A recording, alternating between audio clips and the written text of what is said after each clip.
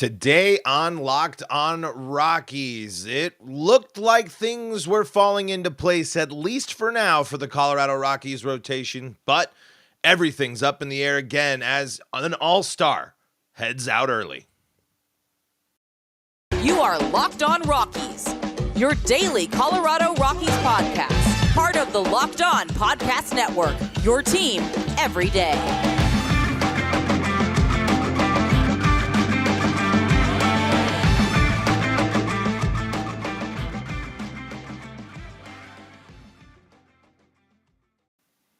Rock on Rockies fans, welcome into the Locked on Rockies podcast for today, the 26th day of April in the year 2023.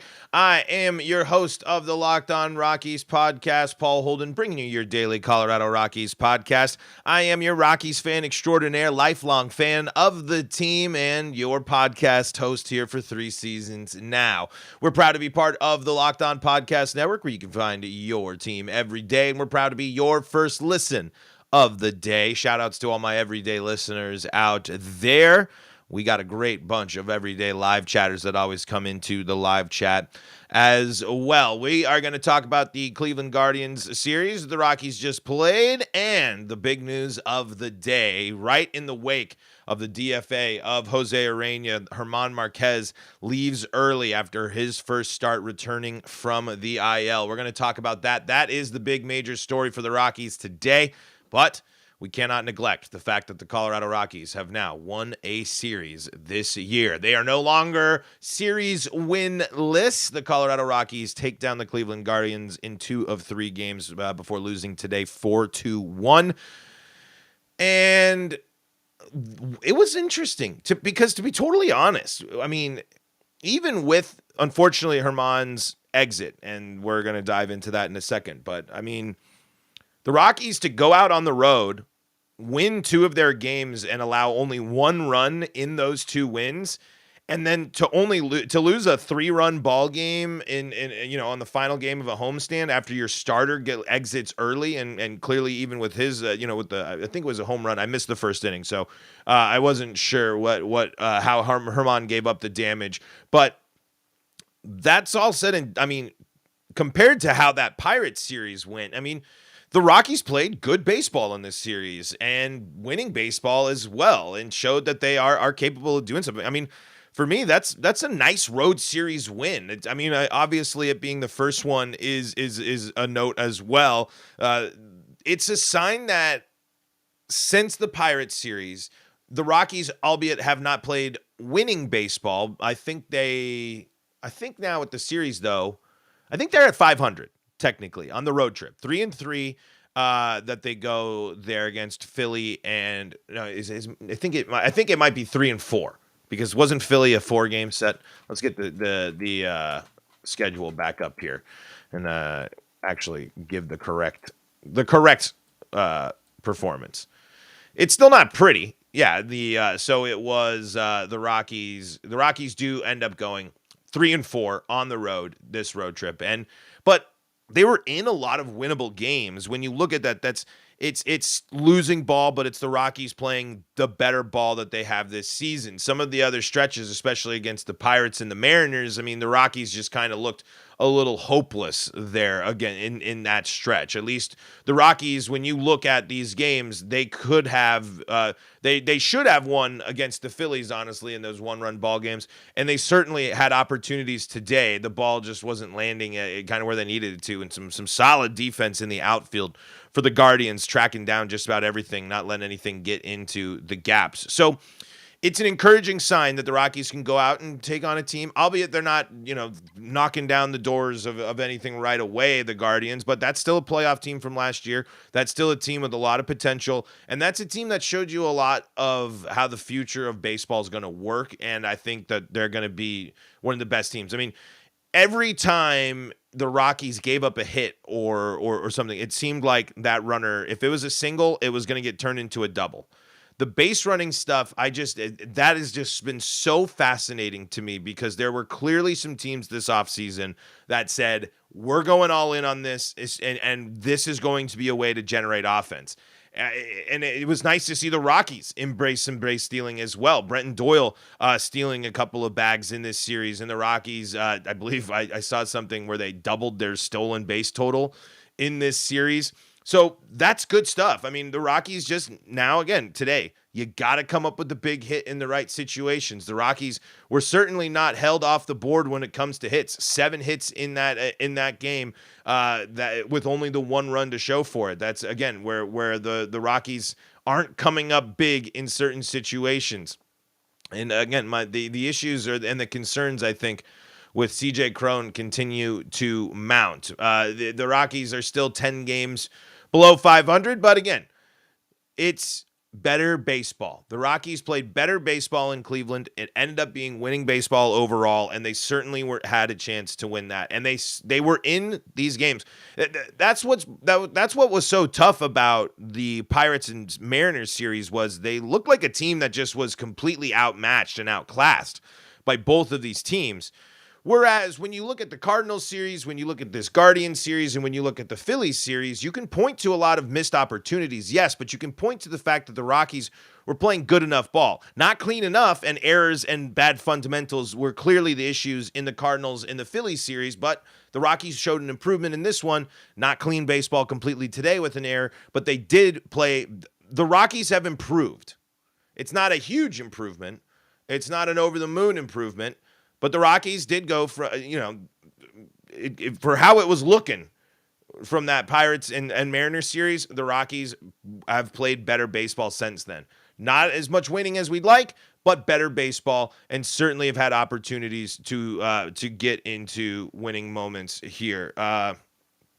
So anyway, that's where my head is at with the series and kind of where we are at with bringing things together, recapping how we're feeling post Guardians series. We got really the bigger topic of the day, the big topic, and the outlook for the Rockies is going to depend on the injury to Germán Márquez. And we'll talk about that and talk about the impact and talk about what the Rockies might do here in segment number 2. But before we do that, got to tell you about some of the folks that help make this show possible, and that includes So Rare. So Rare is a revolutionary fantasy baseball game and marketplace transforming fans and owners with officially licensed digital cards featuring players from across all 30 major league teams. You've seen the commercials on the game, I'm sure, especially if you've been watching MLB TV. I know you've seen some of the commercials highlighting So Rare. Unlike other fantasy baseball platforms, So Rare managers truly own their fantasy experience, collecting, buying, selling, and competing with player cards against global opponents to win epic rewards. Win or lose, you still own your cards, and there's no cost to play. Plus, the more you win, the more you advance, collecting increasingly powerful cards and accessing next-level competitions and rewards. MLB games happen at the end of game weeks. The game weeks for baseball, MLB managers who rank near or at the top of the leaderboards can win a variety of prizes, scarcity cards, game tickets, merchandise, and a whole lot more. Head to sorare.com/lockedon. That's spelled SORARE.com to draft your team a free player card, set your lineup, and start competing today to win epic rewards. That's sorare.com/lockedon to start playing today.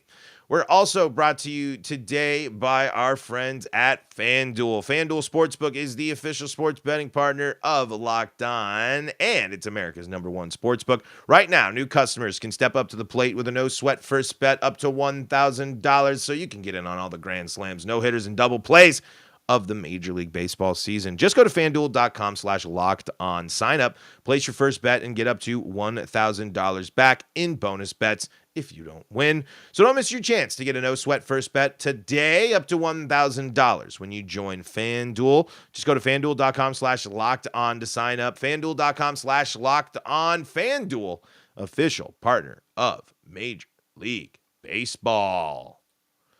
This is the Locked On Rockies podcast. I am Paul Holden, your host of the Locked On Rockies podcast, Rockies fan extraordinaire, bringing you your daily Rockies conversation. We are free and streaming on your favorite streaming service and live on the Locked On Rockies YouTube channel, where Rat King says, Doyle impressed me quite a bit so far. Yeah, that's, I guess when we're talking about things to be encouraged by, Still some rookie stuff, of course, striking out in the first game, but that's okay. What you see with Doyle was, one, the Rockies called up a prospect and played him immediately. They called him up, put him in the game. Obviously, they were facing a need, and they had to make sure that they had someone to play instead of Jonathan Daza.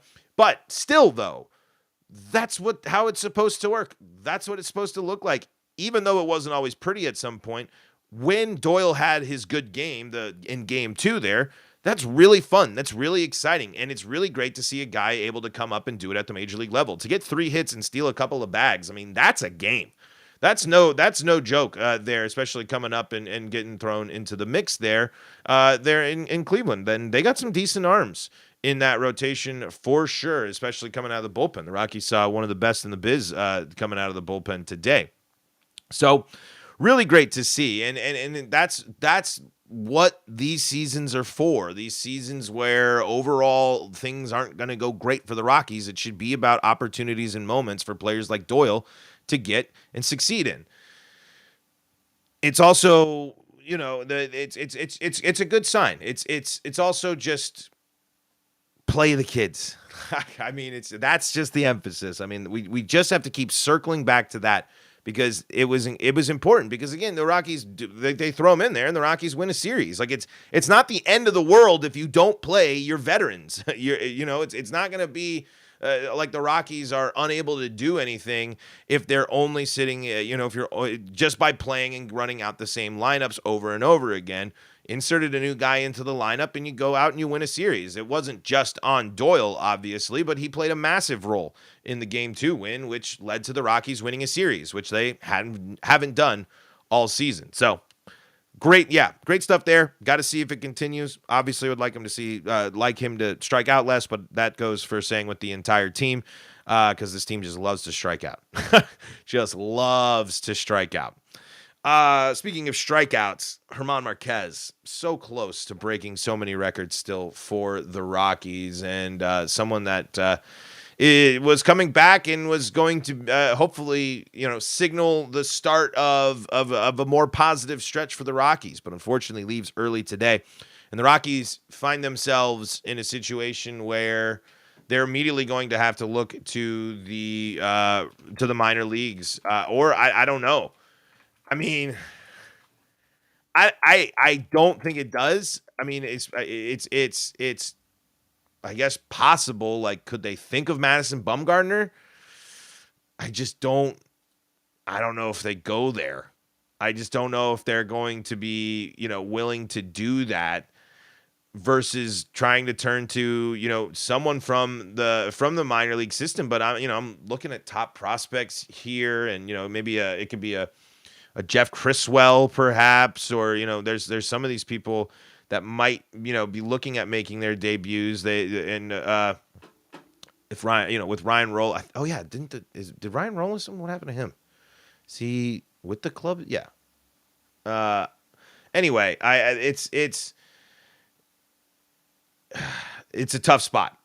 The Rockies losing Germán Márquez is just such a big bummer. I mean, overall, in the grand scheme of things, Germán is going to help the Rockies escape some tougher losses, sure. But if this is long term and it just, man, that it tanks everything. And it was setting up for an interest. It was going to be really good to see the rotation with Germán back and then Davis also in it, because that's the interesting wrinkle here. The Rockies making the move to DFA Jose Urena, which I mean, maybe if in hindsight, if the Rockies waited until after the series to do so, and if Germán did it, maybe they don't make this move. But at this point, I mean, you can't be looking in the rear view now with Jose Urena being gone, and it's not like that's with Urena's performance, you should be going with the prospect anyway, no matter what.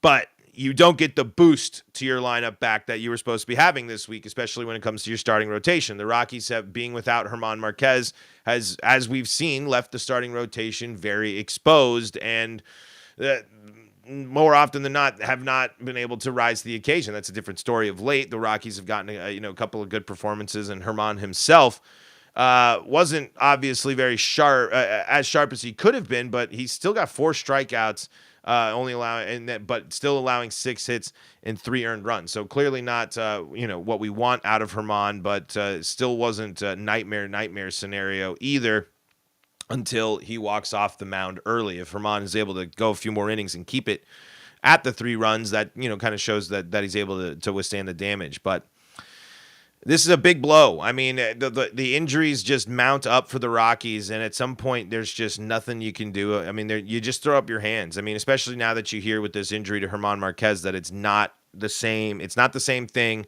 It's not the same issue. It can be something completely different. But the good news is that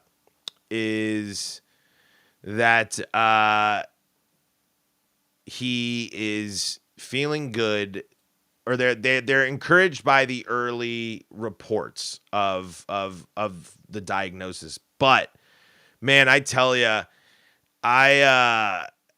you see him on the back of the mound, you see the picture, you see and then you listen to him kind of talk to the media. There, I think Patrick Saunders posted a video. Yeah, it was Patrick Saunders, and I don't know, you hear it in his voice.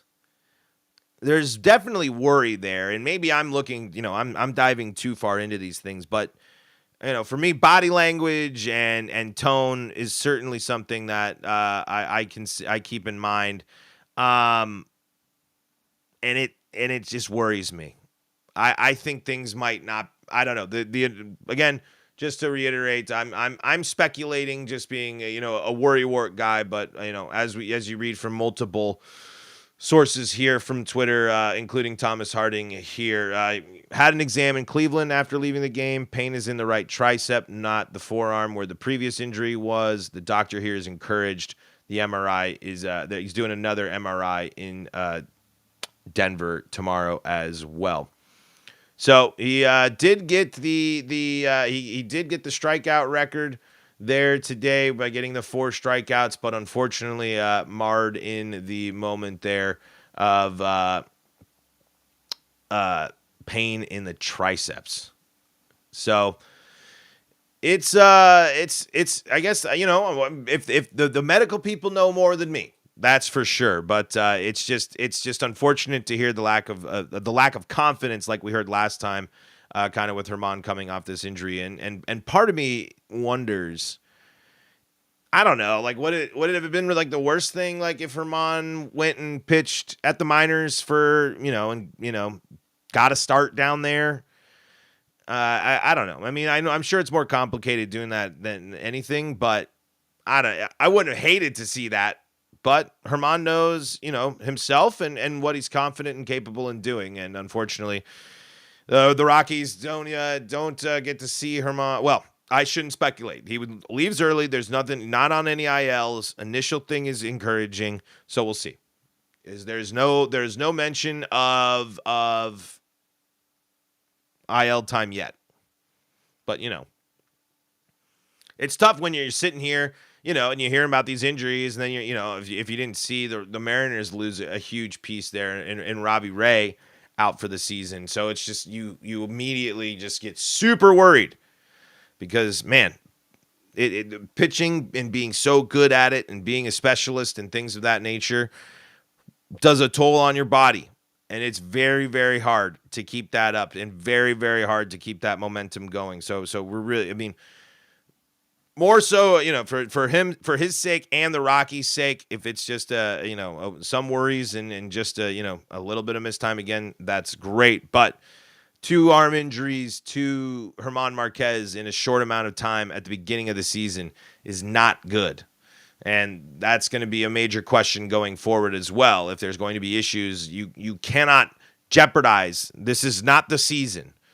This is not the year to do anything to push the envelope, to jeopardize the career and the longevity and the pitching ability in the long run for Germán Márquez. It's just, he's far more important to the series, the team, in the long run and going forward. If contract stuff doesn't work out, I know that stuff is going to be coming up, but you can't rush him. I'm not saying the Rockies did rush him because again, he missed a few starts. I'm sure they talked through this and wanted to handle it the right way. It's just now that this is the result after coming off of the IL, the Rockies have to handle Germán Márquez with extreme caution and care. It is much more important to get Germán Márquez healthy and ready in the long run than it is to do anything to rush him back to the mound this year. You're going to have to figure things out by using pitchers within your organization, or you're going to have to go out and try and bring some people in, and you're just going to have to roll with it. Like, are we really sitting here ruling out Madison Bumgarner? I hope they are, because Madison Bumgarner pitching at Coors Field all the time would not be good. Anyway, that's the big news of the day. That's the big issue for the Rockies outside of losing Game 3. Outside of that, the Rockies, 2 back-to-back good ball games and led by young guys as well, doing the damage, doing their jobs, and contributing for the Rockies there. And a road shutout too. I mean, that is really good stuff, and hopefully we can see, now we've seen that from Austin Gomber. Let's see him repeat it. Let's see him do it again. Just like we're encouraged because Ryan Feltner comes out with another strong start for the Rockies. There, 6 innings, 5 hits, and the biggest thing for him outside of the runs, no earned runs, no walks. The Rockies didn't walk a single batter in that game. Huge deal for the Rockies. They're clearly capable of that. And Brent Suter and Justin Lawrence are proving to be great 1-2 punches there in the Rockies bullpen. So some more good positive signs. Let's look ahead. Let's look what the Rockies got coming up here soon, as it's going to be a lot of good teams rolling through. The Rockies certainly are approaching a stretch of good baseballers. Let's see how they'll respond, and we'll see, again, just kind of put the cap on the Guardians series as well. Before we do that, got to tell you about our friends at Ultimate Baseball GM. Call the shots, make your team the team of your dreams, all while navigating a realistic simulation of the baseball world. The Pro Baseball GM game is the coolest game if you want to play your baseball simulations like a GM would. And I know you out there, it sounds like a dream. Hire the right coaches and staff. That means you got to manage the team finances. You're going to have to scout and draft your players and handle free agency. That includes personalities, injuries, ups and downs that every season brings. All this in that challenging, realistic game world. Ultimate Baseball GM is completely free and playable offline. Play on the go as you want, when you want to. Locked On Rockies listeners get a 100% free boost to their franchise when using the promo Locked On in the game store. So be sure to check it out. Download the game, visit probaseballgm.com, scan the code, or look it up on the App Store. That's probaseballgm.com. Ultimate Baseball GM. Start your dynasty today. This is the Locked On Rockies podcast. I'm Paul Holden, your Rockies fan extraordinaire. Thank you so much for making us your first listen of the day. Why don't you go make Locked On Avalanche, Locked On Broncos, Locked On Nuggets, Locked On Buffs your second listen of the day, as well as Locked On Fantasy Baseball for tips on how to win your fantasy league. Coming up for the Colorado Rockies, they are playing an Arizona Diamondbacks team that has been playing good baseball. They are currently split a series with the Royals and up 2-0 here as of recording. But this is a team that has certainly impressed, a team that has started off exactly how they wanted to and has flexed their muscle a little bit here. Still above 500 at 13-12 so far this season. It's a team with lots to be excited about, and it's going to be, I think the Rockies want to always be in the conversation with the Diamondbacks, and I don't think the Rockies are going to like it very much to see the differences between these two teams. And The biggest concern and the biggest worry I have for this series is how well Arizona can play in Colorado. The Rockies have certainly not come out, fighting for that title of Coors Field supremacy like we were hoping to see as we were previewing the season. And this is a Diamondbacks team that has always been able to come into Coors Field and hit the ball well. The Rockies are going to face the favorable part of the rotation. I don't think they are going to be. I was listening to the broadcast today, and I think the Rockies are going to miss the big bad Gallen there. Let me double check here. Isn't he? He might be pitching right now. Let's see. Yeah, Zach Gallen's pitching right now, and he currently has 12 strikeouts against the Diamondbacks.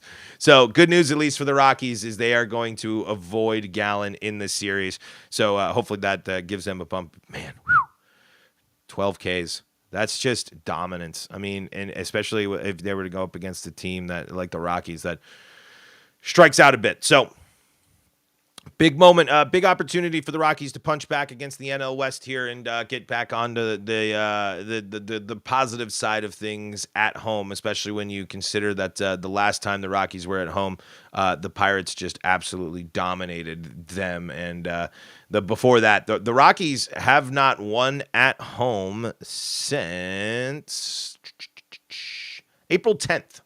April 10th was the last time the Rockies won at home. So the Rockies are in desperate need of a home win, especially because Coors Field is supposed to be this magical place that makes the Rockies great all the time. But I digress. The Rockies are going to be turning to Kyle Freeland tomorrow, hoping to see a good bounce back start from him. And Noah Davis in the rotation. He's there. Jose Urena no longer pitching for the Colorado Rockies, DFA'd, as the Rockies had seen enough, which I think most of us can agree with there. But nothing but the best, hopefully, for Jose. And as usual, I'm sure the Rockies will let him go and someone else will add him on, and he will improve greatly because that's just the curse of the Rockies. We aren't cursed here at the Locked On Rockies podcast because we have a great time every time talking to you about Rockies baseball. Thank you so much for making us your first listen of the day. That's going to do it for our episode today. Find us on the Locked On Rockies YouTube channel. Be part of the show. Be part of the live chat, just like Rat King and so many more. Follow us on Twitter at LO Rockies. You can find me at Paul Holden 33. Free and streaming on your favorite streaming service. Hey, we got some hopeful crossover coming up here, previewing the series with the Diamondbacks coming up soon, and lots more great stuff. So make sure that you're subscribed to Locked On Rockies on YouTube and don't miss out on all the fun. Until next time, this is Paul Holden saying so long from the Locked On Rockies podcast.